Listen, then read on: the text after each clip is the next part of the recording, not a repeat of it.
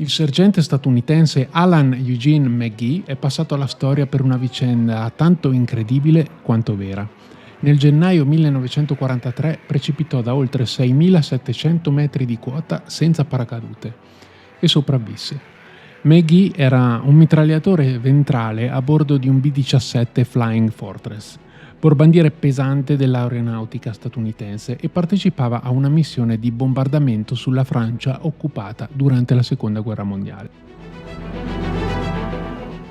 La missione faceva parte della campagna aerea alleata contro le infrastrutture strategiche tedesche. In particolare Saint-Nazaire ospitava uno dei più grandi bunker per sommergibili dell'intera Europa.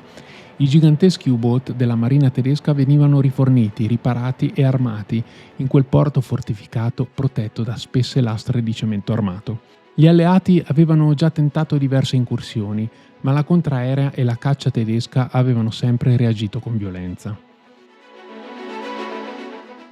I bombardamenti su obiettivi così protetti erano rischiosissimi e le perdite erano sempre molto alte. McGee e i suoi compagni quel 3 gennaio 1943 volavano in formazione con altri B-17 a circa 6.700 metri d'altitudine, senza scorta aerea. Quando entrarono nello spazio aereo nemico, vennero subito bersagliati da batterie antiaeree e intercettati da caccia tedeschi.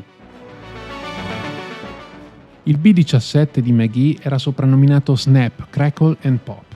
Fu colpito ripetutamente, le ali presero fuoco, la torretta ventrale fu resa inservibile e molti uomini dell'equipaggio furono feriti o uccisi. McGee, accorgendosi che l'aereo era spacciato, cercò il paracadute e lo trovò, ma era a brandelli.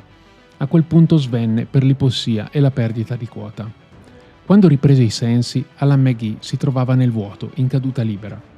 Aveva perso conoscenza mentre si trovava all'interno dell'aereo e ora precipitava verso terra senza alcun mezzo per salvarsi. In quel momento, raccontò anni dopo, pregò Dio di non morire. Fu un pensiero semplice e disperato. Niente avrebbe lasciato intuire che McGee avrebbe continuato a vivere dopo quel giorno.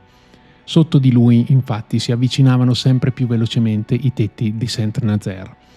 Ma la sorte, o qualcosa di simile, intervenne. McGee sfondò il tetto di vetro di una grande stazione ferroviaria. Il vetro, frantumandosi, assorbì gran parte della violenza dell'impatto e l'uomo atterrò sul pavimento della stazione, vivo, privo di sensi e gravemente ferito, ma ancora vivo.